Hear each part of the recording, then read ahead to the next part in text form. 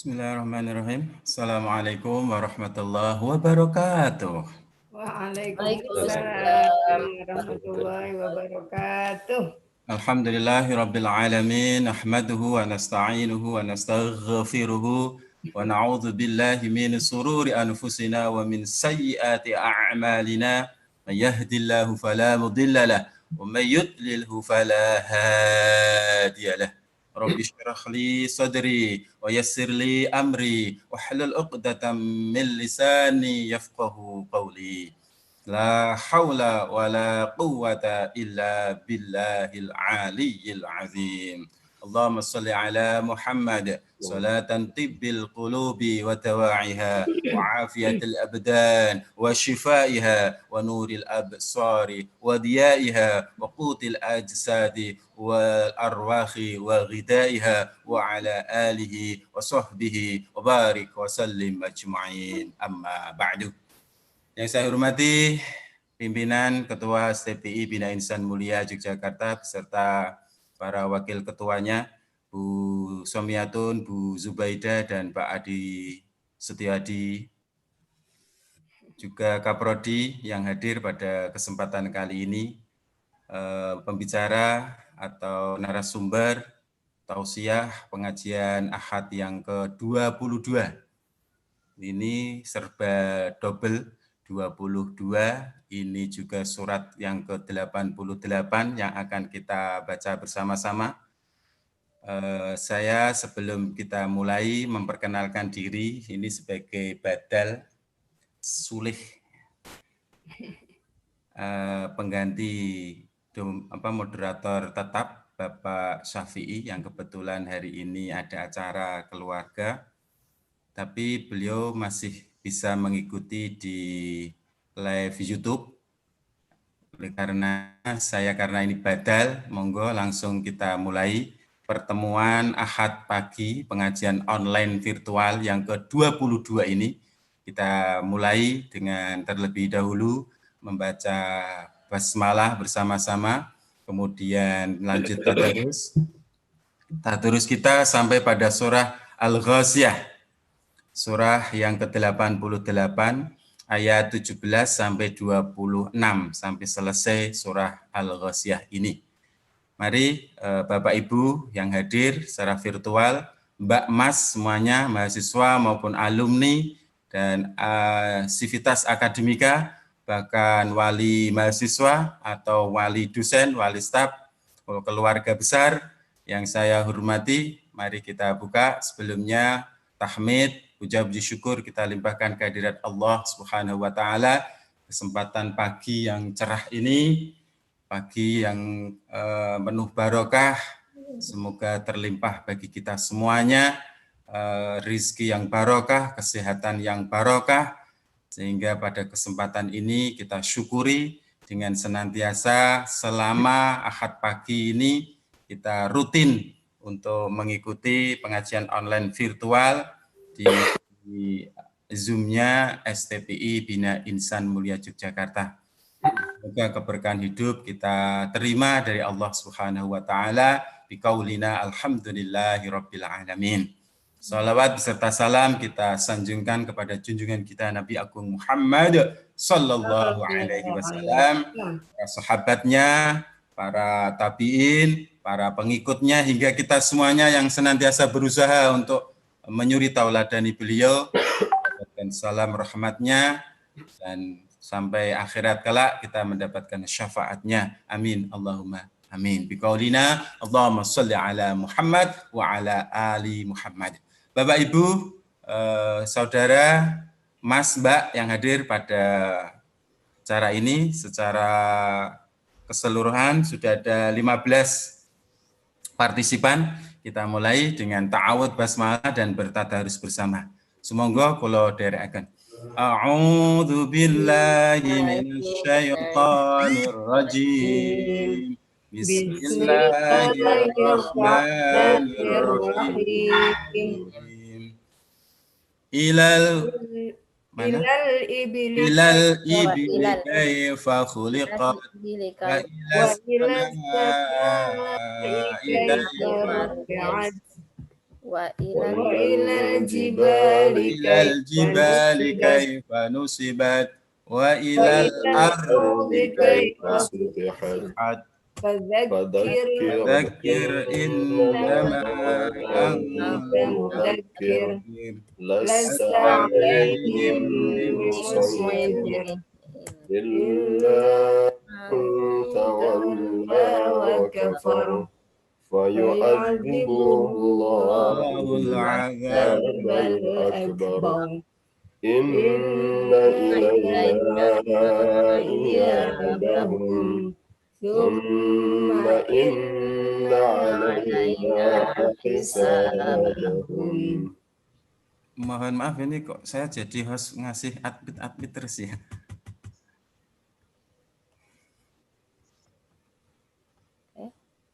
Saya perkecil aja kelihatannya agak. Iya, baik Bapak Ibu yang berbahagia, sudah selesai kita tadarus surah Al-Ghasyiyah ayat 16 sampai 26 sesuai dengan tarjamahnya. Dan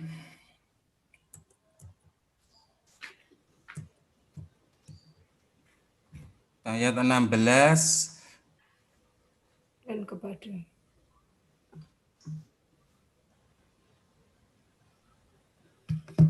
Al-Ghasyiyah ini surat yang ke-88 yang mempunyai arti pembalasan. Kita tadarus ayat 16 dan bagaimana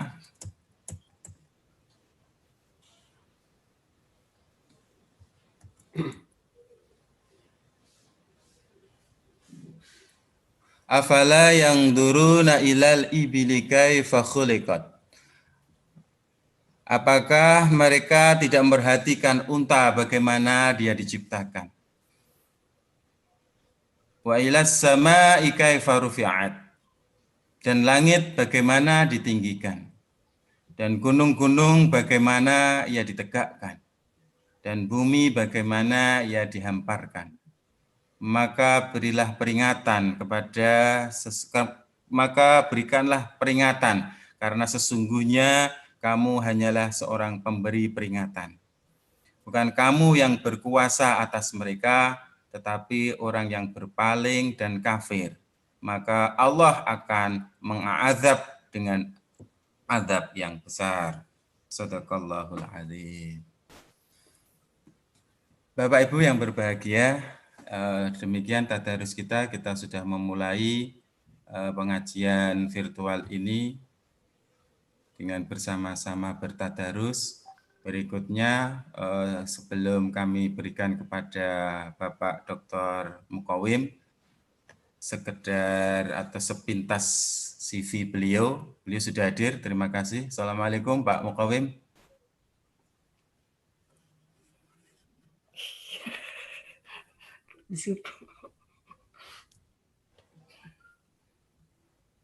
Baik, beliau sudah tidak asing lagi bagi kita semuanya.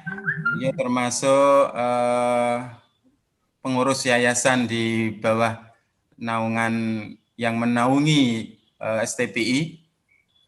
Beliau founder dari Rumah Kearifan ya, pendiri bahkan mungkin ownernya. Tapi beliau kegiatan aktivitasnya adalah beliau desain pasca sarjana UIN Sunan Kalijaga.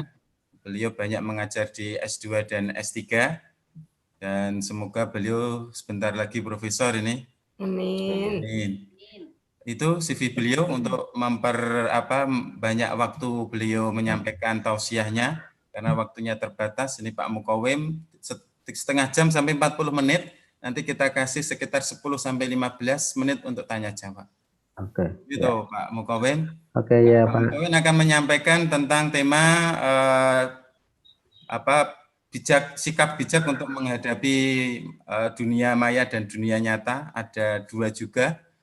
Ini serba dua ya. Ini pertemuan yang ke-22, surat yang kita baca 88. Ini di dunia maya dan dunia nyata, Mbak Maya dan Mbak Tata ini. Oke. Lebih lengkapnya silakan Pak Mukawim, bagaimana kita bersikap di dunia maya dan dunia nyata ini supaya kita lebih arif sesuai foundernya beliau yang beliau ampu ya, Rumah Kearifan. Jadi Sesuai dengan namanya Mas kita Arif di tadi. rumah beliau atau berdekatan nanti beliau bisa menyampaikan sepintas keaktifan beliau terkait dengan Rumah Kearifan, dan tema yang kita angkat pun juga Arif, dan moderatornya pun juga Arif. Wah. Enggak Pak Mukawim, waktu Oke. setengah jam sampai 40 menit kami berikan kepada Pak Dr. Mukawim. Monggo kami persilakan. Baik, terima kasih Mas Fuad. Assalamualaikum warahmatullahi wabarakatuh. Waalaikumsalam warahmatullahi wabarakatuh. Alhamdulillah, nahmaduhu wa nasta'inu wa nastaghfiruh wa na'udzu billahi min syururi anfusina wa min sayyiati a'malina. May yahdihillahu fala mudhillalah wa may yudlil fala hadiyalah. Asyhadu an la ilaha illallah wa la syarikalah, asyhadu anna Muhammadan abduhu wa rasuluh. Allahumma shalli wa sallim ala nabiyyina Muhammad wa ala alihi wa sahbihi ajmain. Rabbi shrah li sadri wa yassir li amri wa hlul 'uqdatam min lisani yafqahu qawli. A'udzu billahi minasyaitonir rajim. Bismillahirrahmanirrahim. Yu'til hikmata may yasha wa may yu'tal hikmata faqad utiya khairan katsira. Wa ma yadzakkaru illa ulul albab. Shadaqallahu amin. Yang saya hormati para pimpinan pengelola STPI, Bu Umi, Mas Adi, Bu Somiaton, Bu Zub, Bu Nuni, dan seterusnya, dan semua jajarannya. Ini termasuk juga yang mengantarkan atau membawakan memandu ya, Mas Arif ya. Ini manggilnya Mas Fuad atau Mas Arif? Arif. Hari ini Mas Arif.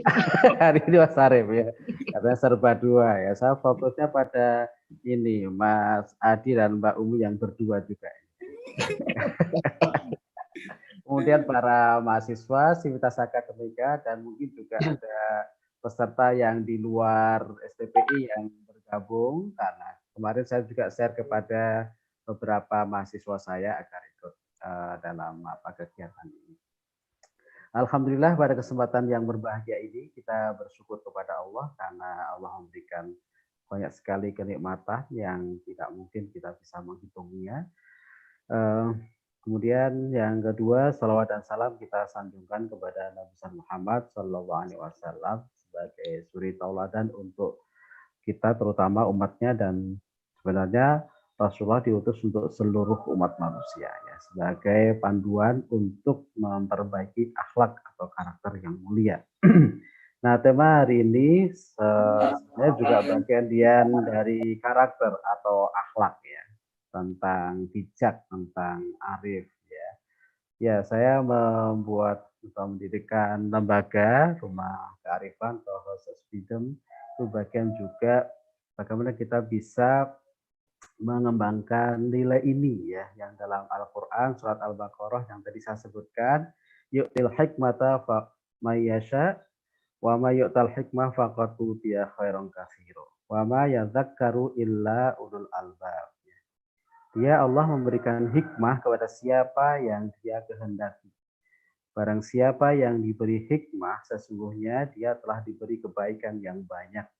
Dan tidak ada yang dapat mengambil pelajaran kecuali orang-orang yang mempunyai akal sehat, atau di sini disebut ulul albab. Nah, di sini kata hikmah ini bahkan ada yang menyebut barang yang hilang dari orang yang beriman. Jadi mengapa ini penting bersikap bijak? Kemudian dalam ini saya kaitkan dengan kata hikmah di sini. Kemudian arif ya. Orang yang bijak, orang yang arif, artinya itu dia mempunyai kemampuan untuk melihat secara, kalau dalam bahasa sekarang ya, kita coba untuk memaknai secara singkat tentang bijak atau arif ini, orang yang mempunyai pengetahuan secara luas dan mendalam. Dalam kompetensi seorang pendidik itu berarti kompetensi profesional. Itu dari sisi pengetahuannya itu sendiri. Jadi pengetahuan yang secara mendalam. Dalam bahasa yang lebih akademik belakangan, Prof. Amin Abdullah menyebut dengan pendekatan interdisiplin, multidisiplin, kemudian transdisiplin. Ya. Pak Azimardi menambahnya dengan intradisiplin. Saya membuat tulisan tentang ini dan kemarin sudah untuk pengantar di sebuah buku ya. Jadi pengetahuan yang secara luas dan mendalam, memaknai segala sesuatu secara interdisiplin. Berarti kita melihat sesuatu itu berarti tidak hanya satu sudut pandang, tetapi melibatkan banyak sudut pandang. Ya, multidisiplin ya, bukan hanya dua saja, bukan inter saja, tapi banyak.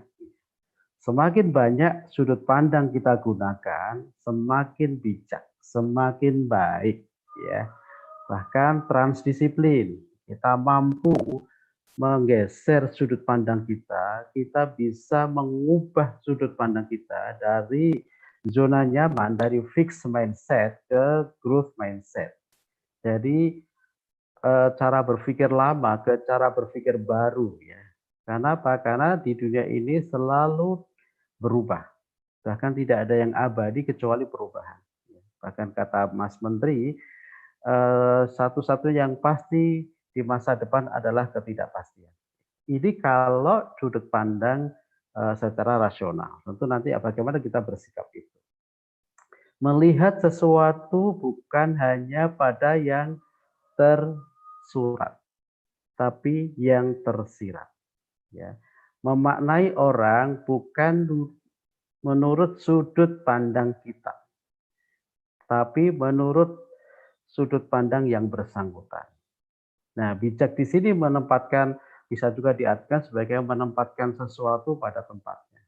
Masalahnya adalah yang paling tahu tempat yang paling tepat adalah Allah Subhanahu wa taala. Karena itu sikap kata bijak ini sebenarnya menunjukkan di sisi lainnya adalah betapa manusia itu memang sangat terbatas.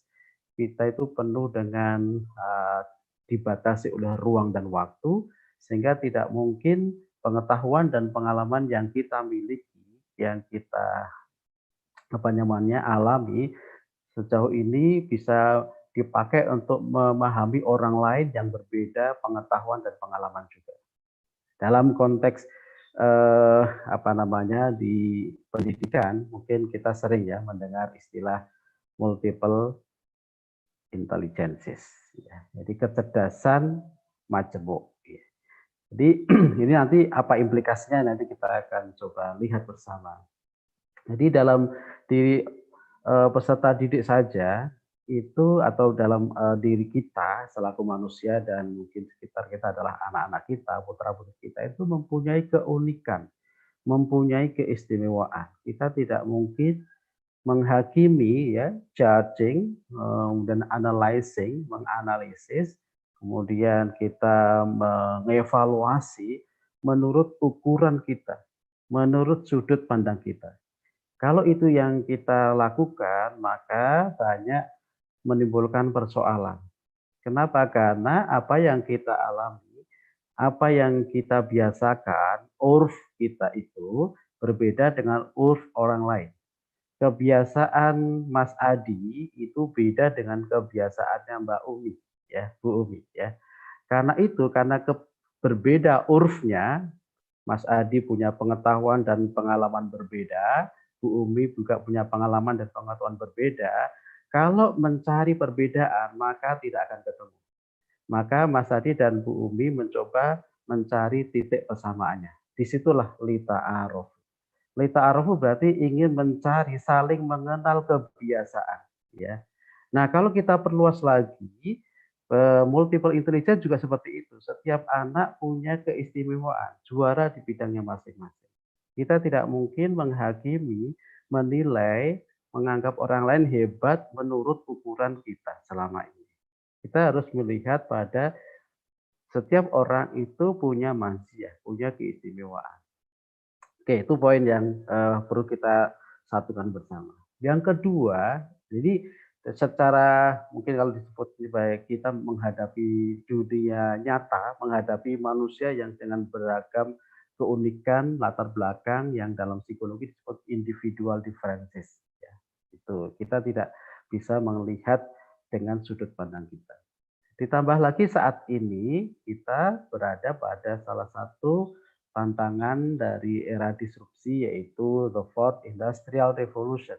Jadi revolusi industri keempat, ya, di mana eh, subjek yang terlibat dalam realitas ini itu semakin banyak, semakin kompleks. Kalau di dunia nyata kita berkenalan, kita ketemu dengan orang yang ada batasan ruang, ada batasan waktu, ya. Kita ketemu dengan anak kita, istri kita, suami kita, saudara kita yang kelihatan langsung kita bisa baca, ya. Tetapi dalam revolusi industri ini, audien itu semakin banyak, bahkan tidak kita kenal sebelumnya dan tidak kita pahami sebelumnya. Realitas itu semakin luar biasa, identitas itu semakin banyak. Jadi kalau dalam bahasanya Samuel Huntington itu dengan multiple identities, kemudian kalau dalam bahasanya Zibami Husseini dengan multiple layers, banyak lapisan, itu kita harus meningkatkan pengetahuan dan pengalaman kita sebanyak-banyaknya. Jadi kalau kita melihat, merespon dengan sudut pandang kita, banyak kelirunya, ya. Apa yang saat ini kita pahami, kita sampaikan dengan keluarga kita itu biasa, ketika misalnya ya ada yang update status, ya, itu membaca status kita itu akan mendapatkan respon yang mungkin bertolak belakang dengan yang kita harapkan. Kenapa? Karena audiennya udah berbeda. Kebiasaan mereka udah jauh sekali dengan yang kita bayangkan. Jadi kita dihadapkan pada audiens yang semakin kaya, yang banyak, yang nggak terduga, dan itu perlu melihat secara lebih menyeluruh tadi, inter, multi, dan transdisipliner. Nah, di sini kita perlu merenungkan apa yang disampaikan oleh Rasulullah itu, khatibun nasa ala qadri ukulihim atau bi qadri ukulihim. Berbicaralah kamu sekalian dengan orang lain, dengan audiens sesuai dengan kadar atau akal atau kemampuan mereka. Jadi kalau ini peringatan, ini semacam filosofi ya, ketika kita berhadapan dengan orang yang kita sedang hadapi, entah secara langsung, nyata, atau dunia maya, maka yang perlu lebih kita kedepankan adalah kita berhadapan dengan siapa. Apakah kita menyadari ini atau tidak? Ya. Kalau tidak, maka boleh jadi apa yang kita berikan, apa yang kita lakukan itu belum mempertimbangkan kita berhadapan atau dalam audiens seperti apa. Apa yang tadi saya sebutkan, yang kita sebenarnya sudah biasa, bagi orang lain tidak biasa. Nah, kata bijak di sini berarti kita mempertimbangkan banyak hal. Apa yang kita akan lakukan, entah yang kita katakan, kita tuliskan, kita biasakan, itu dengan mempertimbangkan ini akan dilihat oleh siapa. Karena apa? Karena kita tidak mengetahui lagi yang nanti akan membaca siapa. Kalau yang ketemu langsung, yang sudah misalnya kita mengajar di kelas, ya, kita udah tahu secara offline, ya, kita udah tahu misalnya ketemu dengan 10 orang.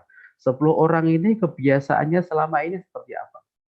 Oh, saya tahu dia punya latar belakang ini. Oh, dia punya pengalaman ini. Oh, wajar ketika saya ngomong kok dia kok kayaknya nggak nyaman ya. Karena kita udah tahu.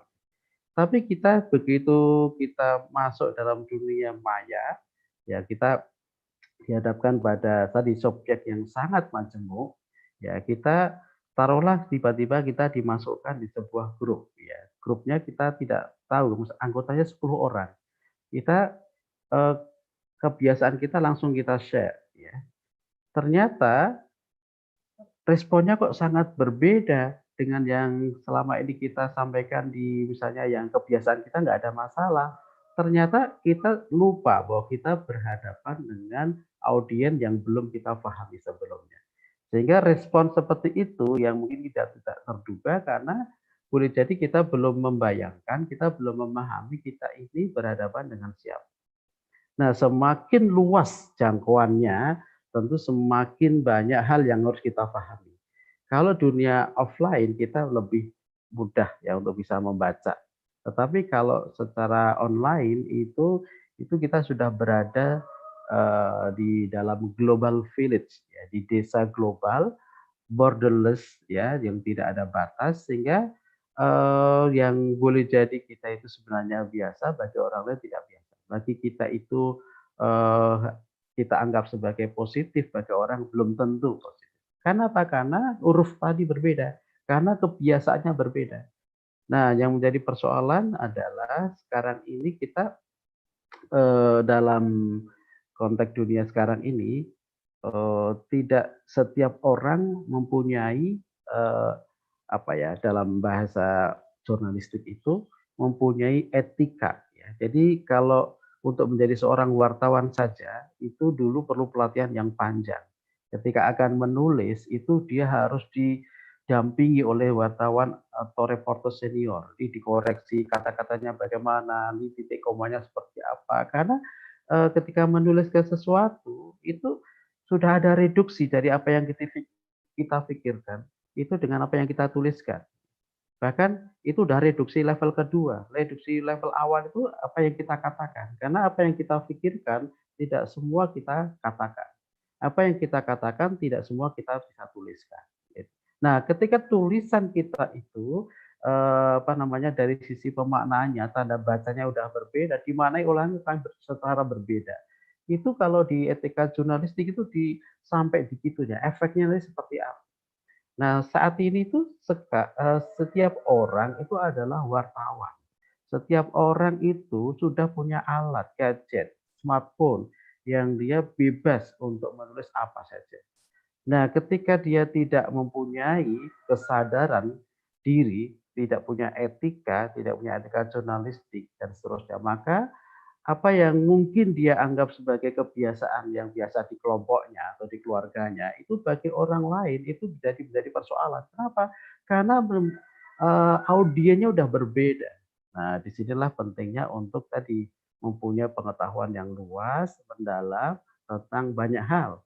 Jadi kata bijak di situ sebenarnya kita mempunyai kesadaran bahwa kita ini akan menyampaikan apa, kemudian kita berhadapan dengan siapa. Nah, kalau ini bisa kita sadari bersama, maka kenapa kok orang itu di dalam Al-Baqarah ini orang yang mempunyai hikmah, dia akan mempunyai banyak kebaikan, khairon katsiro, karena orang yang berpikir bijak itu akan menghasilkan sudut pandang yang lebih multi perspektif, akan banyak sekali alternatif pemecahan. Jadi tidak tunggal, jadi tidak bahasa pokoknya. Yang penting bukan itu, ya. Tetapi kita mendialogkan, kita mencoba memahami orang lain. Dalam bahasa research itu kita tidak menggunakan pendekatan atau paradigma positivistik, tapi kita mencoba dengan pendekatan interpretif. Kita mencoba untuk understanding, untuk memahami orang lain sebanyak-banyaknya. Karena itu ada peringatan dari Sadruddin Aga Khan, munculnya banyak persoalan relasi antar kita, baik secara personal ataupun kolektif, ya, itu karena the clash of ignorances, karena benturan ketidaktahuan. Semakin kita tidak tahu orang lain yang kita hadapi, semakin besar terjadi benturan. Kenapa? Kita akan menghakimi orang lain yang kita hadapi itu dengan persepsi kita, dengan pengetahuan yang kita miliki, dengan pengalaman kita. Oh, kalau orang nangis itu biasanya dia cengeng, gitu ya. Kita mungkin menghakimi orang lain dengan oh cengeng, gitu. Padahal nangisnya dia bukan karena dia cengeng, karena saking bahagianya dia menangis. Kenapa? Karena kita terbiasa judging, kita terbiasa menghakimi orang lain. Tentu kata menghakimi itu karena pengetahuan, kalau dalam ilmu berarti teori yang kita pakai, konsep yang kita pakai selama ini dipakai untuk menghakimi, untuk menilai orang lain. Akan muncul banyak persoalan, benturan itu banyak terjadi. Tapi kalau kita mencoba untuk lebih melihat orang lain, untuk understanding, thick description, ya, untuk mencoba menggambarkan secara keseluruhan, maka kita tidak akan muncul prejudice atau prasangka, stereotyping, ya, stereotyping tidak akan. Oh, dari mana Mas? Jawa. Ah, Jawa mesti orangnya itu misalnya apa, lembek misalnya gitu. Oh ini dari mana Mas? Oh ini dari barat. Harusnya barat Banyumas ya. Oh orang Banyumas ini ngapa-ngapa kayak misalnya gitu deh. Kita langsung menghakimi itu. Oh dari mana Mas? Dari Madura. Eh, Kebanyakan kita memang ya mayoritas kita itu menilai orang lain berdasarkan pengetahuan dan pengalaman yang kita miliki. Jarang di antara kita yang mencoba memahami orang lain menurut yang bersangkutan. Nah ini pengerjaan berat. Karena itu kenapa Allah menjanjikan khairon kafiro. Allah menjanjikan kebaikan yang banyak bagi orang yang berpikir seperti ini. Ya karena dia akan mendapatkan solusi yang sangat kaya. Dia akan mendapatkan sudut pandang yang kaya sehingga dia akan di kemudian hari itu ada banyak sekali pilihan-pilihan yang bahasa ikhtiar itu pilihan langkah-langkah yang lebih positif yang membawa pada kebaikan. Nah, Allah pernah mengingatkan ini ya dengan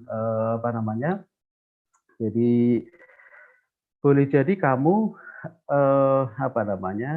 menganggap itu tuh baik padahal tidak baik di kemudian hari atau boleh jadi kamu misalnya menyukai sesuatu padahal tidak baik di kemudian hari dan seterusnya itu. Ini sebenarnya betapa terbatasnya pikiran manusia itu tidak boleh menghakimi orang saat ini. Rasulullah juga pernah dalam sebuah dakwahnya di Taif itu sampai dilempari, sampai di bahkan giginya itu tanggal, berdarah, dan Rasulullah tidak membalas sama sekali. Jadi sampai malaikat agak gemes bagaimana kalau itu saya balas saja. Tapi Rasulullah menjawabnya dengan jangan, karena boleh jadi suatu saat mereka akan beriman. Itu adalah contoh kearifan yang luar biasa ya. Jadi kalau kamu dilempar batu, balaslah dengan bunga ya. Kalau kita mungkin jangan lupa sama potnya ya. Jadi paling balas dendamnya luar biasa. Ini memang sulit ya bersikap bijak itu karena apa? Karena kita harus menekan ego ya. Karena harus menekan tidak berpikir secara fragmental, tidak berpikir secara ad hoc, tapi harus secara komprehensif, harus secara holistik. Ya, orang yang berpikir secara holistik, komprehensif, pasti dia akan mendapatkan solusi yang luar biasa. Pasti dia akan mendapatkan kebaikan. Karena di sini diingatkan, wa ma yadzakkaru illa ulul albab. Dan tidak ada yang bisa melakukan seperti ini kecuali orang yang kategorinya itu ulul albab. Ulul albab itu apa aja? Itu alladzina yadhkurunallaha qiyaman wa qu'udan wa 'ala junubihim wa yatafakkaruna fi khalqis samawati wal ardh. Rabbana ma khalaqta hadza batila subhanaka faqina adzabannar. Dalam situasi apapun dia itu selalu mendialogkan, menggabungkan antara aktivitas tadzakur dengan tafakur. Dia selalu mengedepankan antara dimensi yang tersirat dengan yang tersurat. Jadi dalam situasi entah dia itu sedang dalam keadaan berdiri, duduk, berbaring itu sebenarnya dalam situasi apapun. Ya. Dalam bahasa yang lain adalah ittaqillaha haitsu ma kunta. Ya. Jadi bertakwalah kamu sekalian. Takwa di sini lebih identik dengan berkarakterlah kamu sekalian dimanapun kamu berada. Jadi orang yang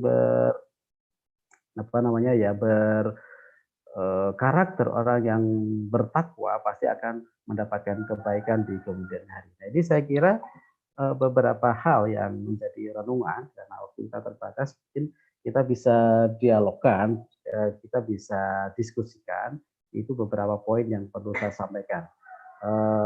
Sebelum saya buka untuk serahkan kepada Mas Arief, saya ingin menggarisbawahi bahwa memang hikmah itu barang yang selama ini hilang di diri kita karena kita jarang berpikir secara multidimensional ya.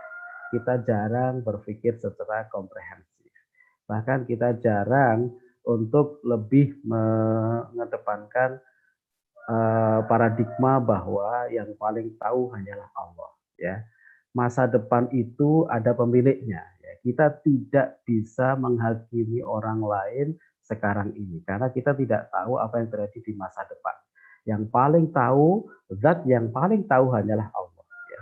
Hari ini kita bisa saja menghakimi orang yang paling kita benci, padahal besok dia adalah orang yang paling membantu kita. Siapa yang bisa itu? Allah ya, dengan kuasanya. Nah kan inilah berpikir bijak itu seperti itu. Jadi kita tidak bisa menghakimi dengan sudut pandang kita sekarang ini saat ini. Apalagi pengalaman dan pengetahuan kita itu sangat terbatas. Karena itu kita harus banyak berdialog, kita harus banyak berkomunikasi. Bahkan sebelum kita berkata, sebelum menulis, bertindak, cobalah minta petunjuk kepada Allah. Apakah yang akan saya katakan, yang akan saya tuliskan ini memang benar atau tidak?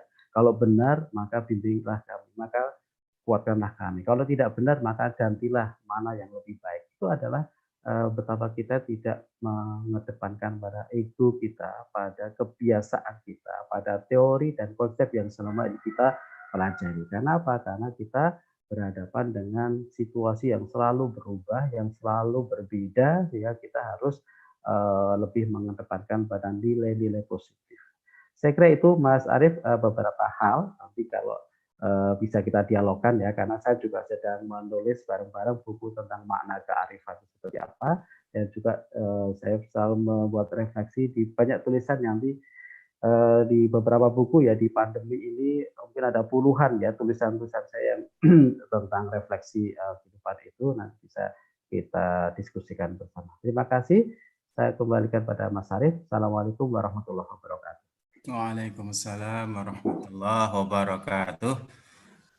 Terima kasih Pak Dr. Mukawim, pencerahan tentang refleksi bijak, refleksi kearifan, refleksinya saya.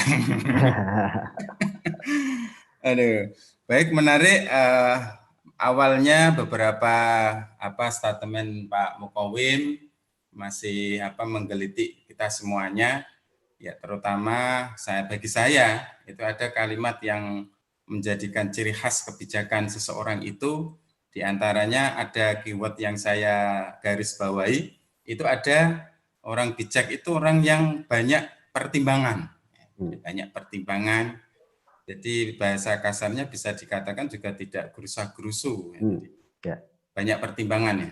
Dan mungkin ada beberapa teman, Bapak, Ibu, Saudara, Mas, Mbak, yang mungkin ingin bisa sharing atau ya mungkin bertanya untuk memperdalam tentang refleksi kearifan ini, baik itu di nyata maupun di maya.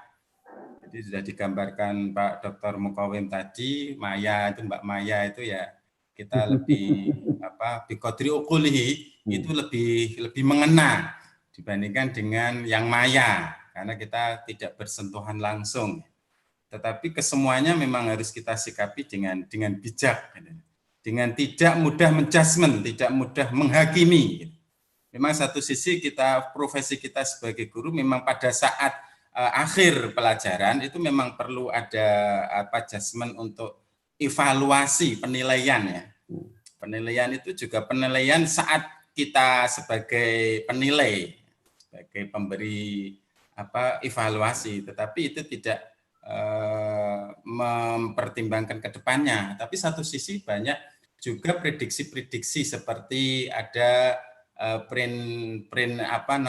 pendeteksi ke depan. Seseorang ini berpotensi untuk pengembangan kecerdasan apa gitu.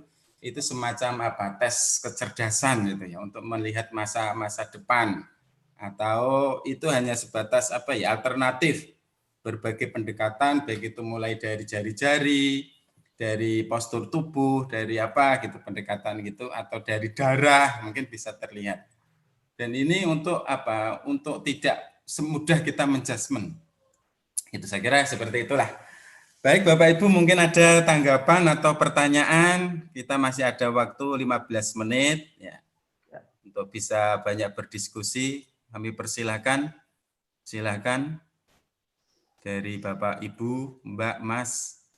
Ini karena ini pengajian, komunitasnya ya ada banyak mahasiswa, juga dosen. Saya mengawali Pak Fuad. Pak Adi memulainya. Silakan. Pak Adi apa Bu Umi? Saya. Oh ya, Pak. Baik. Terima kasih Pak Arief. Dan matur nuwun juga pencerahannya pagi ini dari Pak Dr. Mukawim. Tentang kearifan nih. Jadi orang yang mampu berpikir secara multidisipliner, transdisipliner, itu kan harapannya akan menjadi orang yang semakin bisa bersikap bijak, gitu ya. Ya. Tetapi pada kondisi tertentu sangat mungkin orang yang menggunakan banyak pertimbangan, banyak literatur itu justru malah kehilangan jati diri pada kondisi tertentu. Ya, jadi bagaimana seseorang harus bersikap netral, tetapi tanpa kehilangan keberpihakan pada hal yang tepat.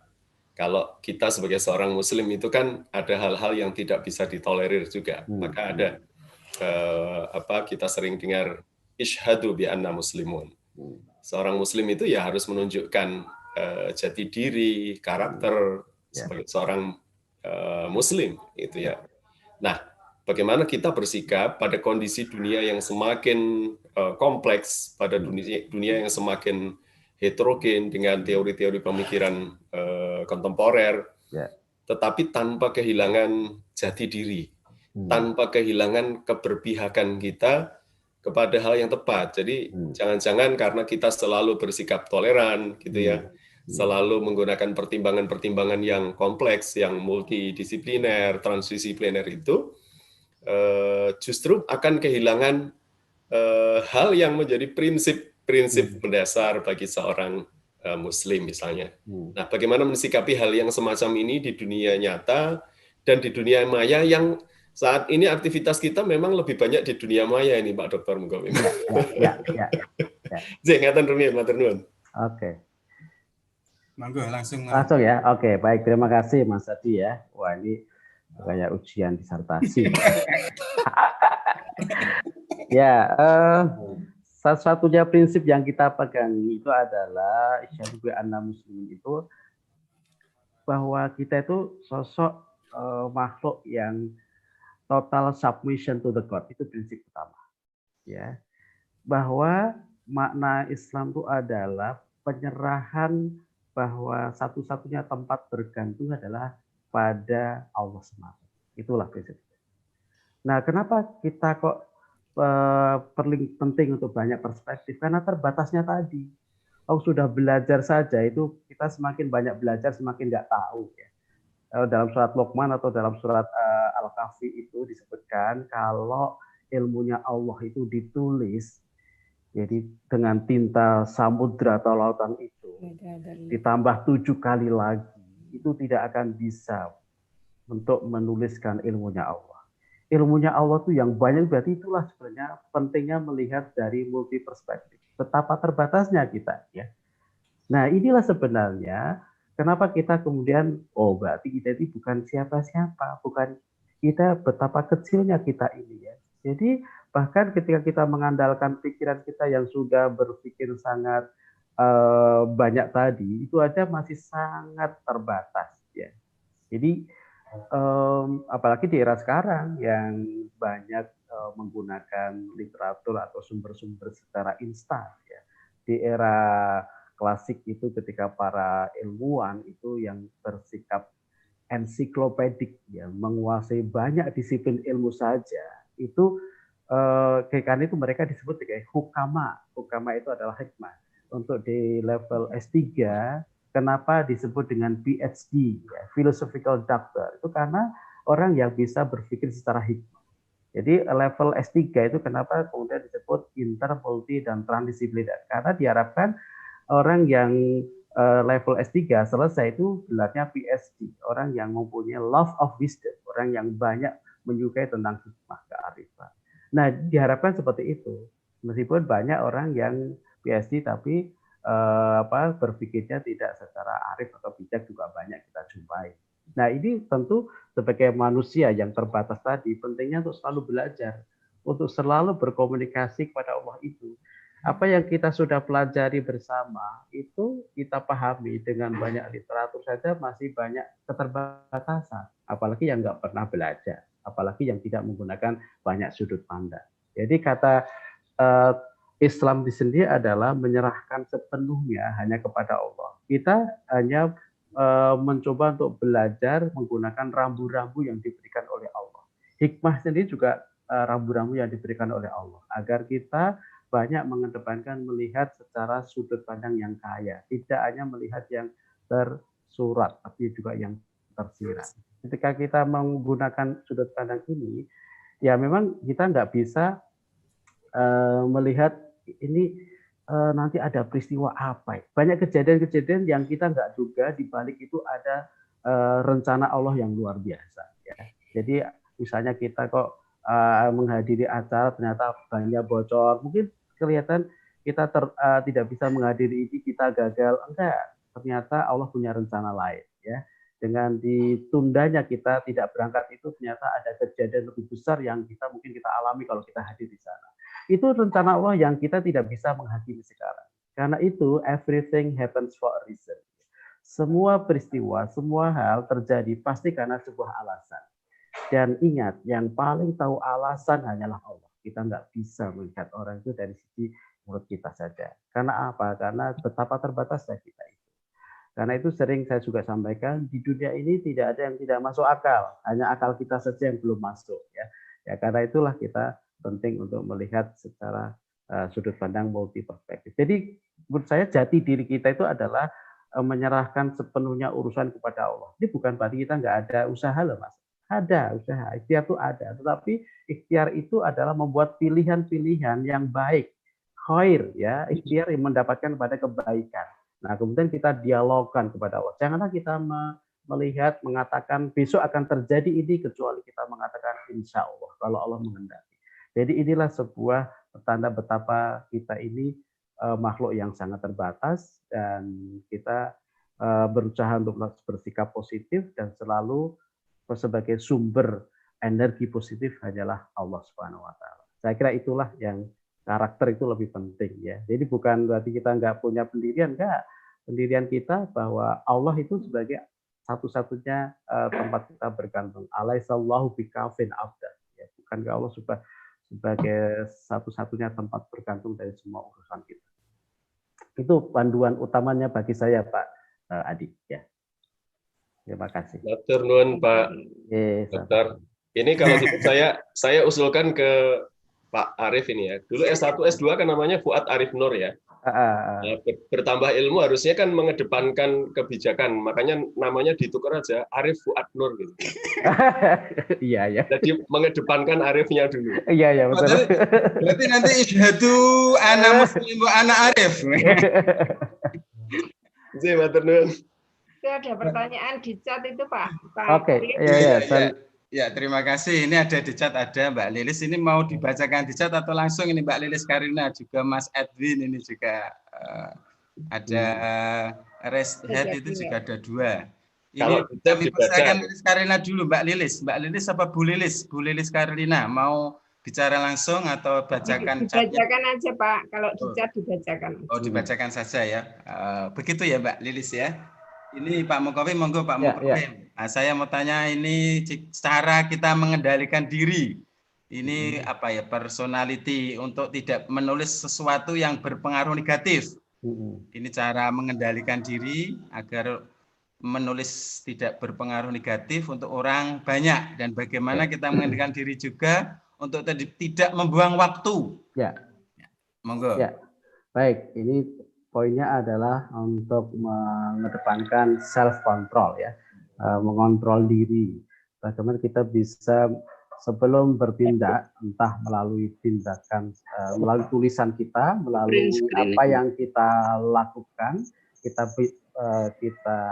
sampaikan melalui lisan, itu kita coba untuk ya dalam bahasa tulisan itu mengedit, gitu ya. Bagaimana kita bisa sebelum ngomong tuh diedit dulu lah, gitu. Saring before sharing, ada ya, bahasa anak gaulnya begitu ya. Coba disaring sebelum kita akan sharing.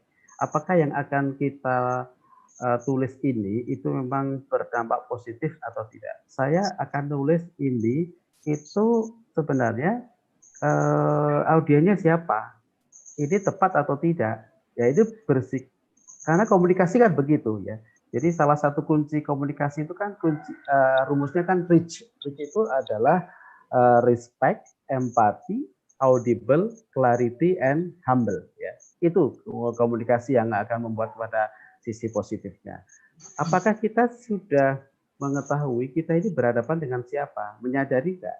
Karena itu nanti siang jam 9 saya akan menyampaikan sebuah webinar tentang Ignite Your Zeal and Unlock Your Future.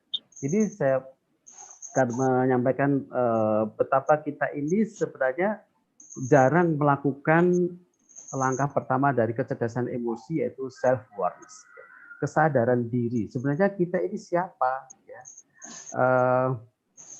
Kita ini sebenarnya berhadapan dengan siapa? Apa yang sudah kita lakukan?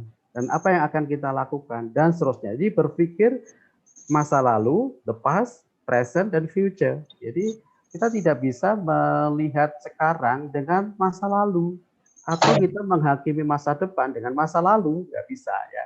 Jadi itulah berpikirnya lintas waktu ya. Kalau kita berpikirnya begitu, maka kita akan lebih bijak karena kita akan memikirkan banyak hal berdampak. Sekecil apapun yang kita torehkan itu apakah berdampak positif atau tidak.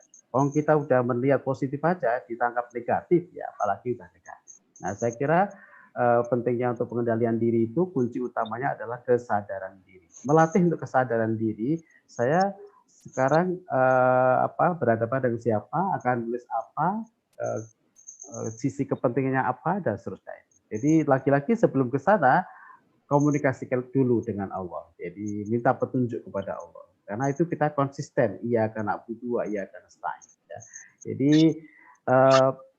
dengan selalu berdialog dengan diri sendiri, kemudian kita berada dalam GPS ya. GPS itu adalah God Positioning System ya. Sistem posisi kita di hadapan Allah itu seperti apa, maka kita akan selalu sadar diri dan kita akan insya Allah akan menebarkan kebaikan. Itu ya Mbak Lilis ya. Ya, begitu Mbak Lilis. Artinya back to self, artinya kembali kepada diri sendiri, ya. Sadar diri kuncinya, Mbak Lilis Karlina. Baik, ini ada dua yang ingin bertanya, Mbak Lulu tadi ada Mbak Lulu atau Mas Edwin. Silakan Mas Edwin. Oke, mana? Ya Pak, terima kasih atas waktunya. Dokter, sini mau bertanya. Ya. Tradisi menjogging itu kan kalau sekarang itu sudah menjadi kebiasaan, sehingga tanpa kita sadari itu kita niatnya bukan untuk menjogging, tapi kita tanpa kita sadari melakukan hal itu. Kemudian pertanyaannya bagaimana kita mengetahui dan menghindari hal tersebut. Kemudian yang kedua, tentang bagi kita para yang masih mencari jati diri, khususnya dalam berislam, itu di Indonesia sendiri kalau kita berbicara Islam kan banyak sekali itu perbedaan-perbedaan. Ada Nahdlatul Ulama, Muhammadiyah dan lain sebagainya. Sehingga ketika kita melihat banyak sekali perbedaan itu kita bagi yang sedang mencari jati diri itu bingung mau milih yang mana. Di sisi lain, ini cerita saja di tempat saya dulu itu di Kudus, Pak. Dulu di saya kecil itu mudah sekali menjogging antar kelompok itu. Bahkan sampai parahnya itu bagi mereka yang sholat subuhnya memakai kunut, ketika sholat di masjid yang pakai kunut itu sholat subuhnya mengulang, dianggap itu tidak sah sholat subuhnya. Nah, kemudian bagaimana kita menyikapi tadi dalam mencari jati diri supaya kita itu tidak terombak-ambing gitu. Kemudian menyikapi perbedaan itu sendiri. Terima kasih. Baik, terima kasih Mas Edwin. Antara yang pertama dengan kedua saling berkaitan ya. Jadi intinya adalah kalau di dalam kenapa tadi kok kadang kita nggak sadar bahwa kita sudah menghakimi. Dalam bahasa pendidikan karakter itu sudah menjadi akhlak atau karakter kita. Karena makna akhlak atau karakter adalah sebuah tindakan yang dilakukan secara spontan tanpa pikir panjang. Sudah menjadi subconsciousness, sudah menjadi alam bawah sadar. Spontanitas kita itu sebenarnya akhlak kita. Spontanitas kita yang positif itu disebut dengan akhlak mahmudah. Spontanitas yang negatif itu adalah akhlak yang madmumah. Nah, karakter juga begitu, karakter yang terpuji, karakter tercela. Nah, mengapa bisa muncul seperti itu? Karena ya kita bisa melakukan ini sebagian dari habit yang sudah panjang, yang sudah lama. Bagaimana kita bisa mulai untuk minimal untuk menyadari, syukur bisa menghentikan ini. Sering-seringlah untuk melakukan waltang dur nafsum makot dan ya. Jadi kalau dalam bahasanya revolusi industri itu adalah sering untuk mempunyai waktu untuk jeda sejenak, time to pause. Jeda itu bukan jeda berhenti diam yang tidak ada aktivitas, tapi lakukan reflecting, lakukan refleksi. Apa yang sudah terjadi, ya, apa yang sudah kita alami. Oh iya ya, hari ini saya sudah melakukan apa saja. Ya, saya sedang membuat juga tulisan itu OME. OME itu adalah one moment enlightenment, ya, satu momen pencerahan. Akan menjadi sebuah buku, akan panduan untuk pelatihan. Ini sering-seringlah kita melakukan, merefleksikan momen-momen yang kita lakukan. Apakah itu momen yang selalu menghadirkan nilai positif untuk kita dan sekitar kita atau tidak? Karena dari kita melakukan learning, unlearning, dan relearning, maka kita akan mempunyai satu langkah atau tindakan yang lebih positif. Dan kita akan mudah untuk memperbaiki, untuk melakukan resolusi. Ya, kita akan memperbaiki apa yang kurang, kalau sudah bagus ya kita tingkatkan, dan seterusnya. Itu adalah cara agar kita bisa merasakan bahwa yang kita lakukan ini sebenarnya banyak positifnya atau negatifnya. Dan baru kita akan melakukan tindakan perbaikan. Jadi berhenti, merefleksikan, dan engage, ya, melakukan satu langkah yang lebih baik. Nah, yang berikutnya, kenapa sering muncul ya tindakan judging seperti itu? Ya tadi di awal saya sampaikan, karena urf kita itu beda, kebiasaan kita itu beda. Memang wajar, manusiawi. Orang itu melihat itu dengan pengalaman dan pengetahuannya.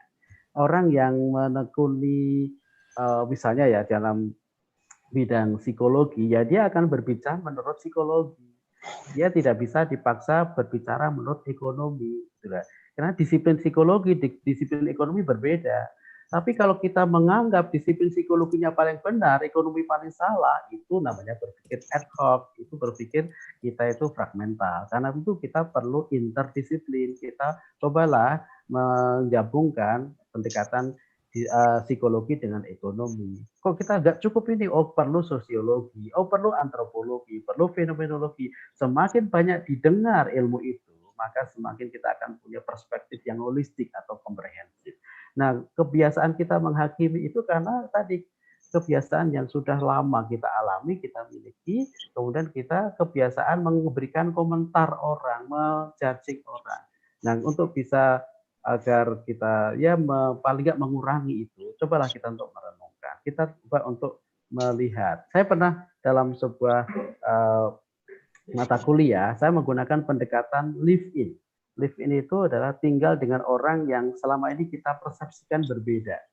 Jadi saya pernah orang NU yang sangat tidak memahami Muhammadiyah, yang tanda kutip ya punya stereotyping yang negatif terhadap Muhammadiyah, saya minta tinggal menginap di rumah orang Muhammadiyah minimal 24 jam. Begitu juga sebaliknya, orang Muhammadiyah yang punya perspektif yang negatif, punya stereotyping tentang NU, saya minta tinggal dengan keluarga orang NU. Setelah mereka live in itu selesai, mereka punya perspektif yang menyeluruh. Iya Pak, tidak seperti yang saya duga, tidak seperti yang saya sangka.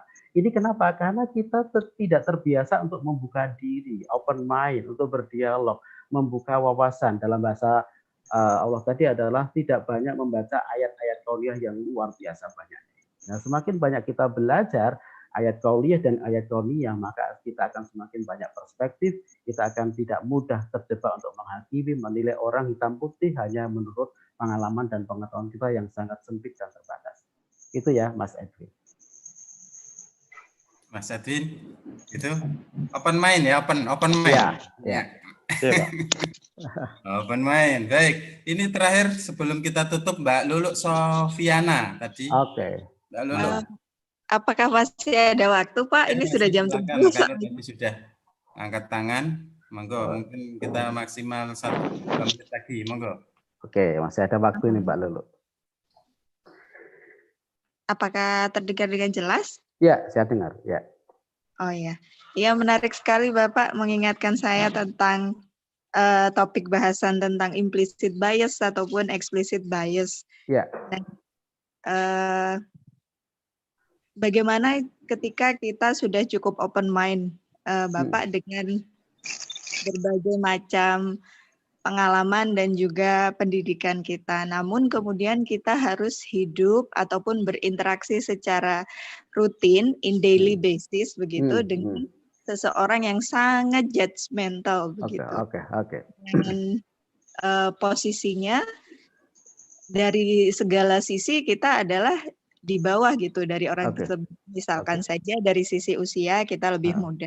Kemudian dari sisi posisi jabatan kita juga lebih di bawah. Itu kita. Bagaimana kita berusaha, kan seperti yang Bapak bilang bahwa Allah tidak akan merubah situasi kalau kita tidak mengusahakannya kan. Di sisi lain, bagaimana usaha kita yang terbaik gitu untuk merubah kondisi itu sementara kita ada di posisi yang di bawah dari orang tersebut dan kita tahu bahwa sebenarnya being judgmental seperti itu tuh kurang baik dan kurang wise, kurang bijak. Itu saja Bapak. Terima kasih.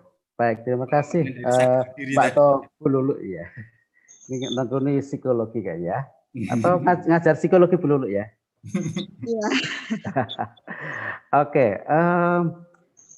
Rena Kasari pernah menulis ubahlah dari seeing is believing menjadi believing is seeing. Ubahlah dari melihat baru yakin menjadi yakinlah baru melihat. Apa hubungannya dengan yang disampaikan? Tadi di awal saya sampaikan bahwa satu-satunya zat yang paling tahu hati seseorang dan juga masa depan itu adalah Allah semata. Kita konsisten ini, yakinlah bahwa Allah itu adalah yang membolak-balikkan hati. Ya, ketika kita menggunakan jalan rasional, maka banyak mentoknya. Ya, kita ke depan itu udah mentok, ke belakang mentok, ke kanan mentok, ke kiri mentok. Kita stres.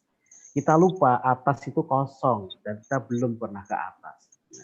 Dan ini adalah kalau berangkat dari believing is seeing, kita mengedepankan pada spiritualitas dulu.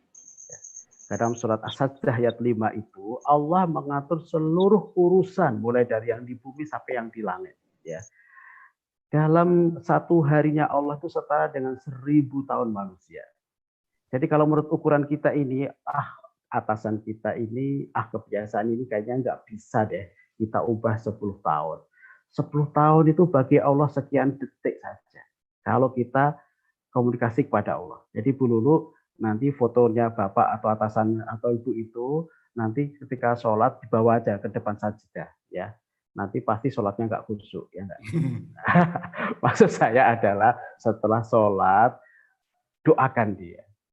Sebutkan dia apa yang menjadi kegelisahan dari Bu Lulu atau kita ini. Kalau kita curhatnya kepada manusia banyak diremehkan, kita akan banyak bahasanya nyinyir ya. Tapi kalau kita kepada Allah sekecil apapun akan didengar. Ud'uuni astajib lakum. Inilah kekuatan keajaiban. Inilah kekuatan keyakinan. Jadi saya membiasakan seperti itu. Kalau kita mengandalkan rasio banyak mentoknya, banyak stresnya. Tapi kalau mengandalkan keyakinan pada Allah, tapi harus konsisten. Memang Allah beneran. Karena kadang kita tuh ketika sudah tidak ada jalan keluar, baru Allah urusan yang terakhir ya. Jadi kalau saya tanya, kalau nggak punya, minta siapa? Orang. Ini nggak punya, orang lain. Lalu nggak ada lagi, Allah. Allah nomor sekian. Itu dibalik, believing dulu. Jadi sebelum melangkah, itu minta petunjuk Allah. Karena langkah sekecil apapun, itu udah dipandu oleh Allah. Itu udah bagian dari petunjuk dari Allah. Nah kalau ini kita lakukan, maka kita sudah bersikap bijak. Kita sudah lebih mengedepankan pada yang nilai kearifan kita terapkan, tidak melihat orang dari sudut pandang kita juga, Karena kalau kita melihat dengan sudut pandang kita juga menjadi nggak bijak. Kita selalu mengomentari atasan kita yang negatif, kita selalu tadi ya menghakimi orang yang sudah punya perilaku yang negatif tadi, itu juga kita menguras energi negatif yang kita. Kita bersyukur bahwa kita tidak ditunjuk oleh Allah untuk berperan seperti itu. Kita bersyukur kita masih bisa mengendalikan diri. Nah, karena itulah kita mencoba untuk lebih mengedepankan berdialog dulu kepada Allah, baru langkah-langkah secara ikhtiar itu sudah insya Allah akan dipandu, insya Allah akan langkah itu layah tasib, itu akan dimudahkan semua urusan. Nah, tentu ini perlu berpikir secara ya terbuka, dan memang yang paling penting adalah hati kita harus lebih terbuka. Insya Allah Allah akan membukakan pintu itu, karena hanya orang yang punya yang bisa memberi. Jadi kalau kita bisa punya sesuatu, kita sudah mendapatkan nur, ya, bukan nur fuad ya, bukan fuad. Itu nurnya ada. Ini namanya moderator ini memang hebat-hebat, ada fuad, ada arif, ada nur, itu luar biasa itu ya. Orang yang mendapatkan cahaya dari Allah maka akan terpantun melalui tindakannya. Nur Allah itu masuk dalam hati yang selalu bersih, yang tazkiyah, yang selalu muhasabah itu, maka akan bisa juga memberikan cahaya bagi sekitar. Orang yang auranya itu lihatnya aura kasih, gitu ya, dan akan memberikan yang positif pada sekitarnya. Gitu ya Mbak Lulu ya. Baik. Iya. Itu Mbak Lulu, terima kasih Pak Mukawim, Mbak Lulu dan semuanya.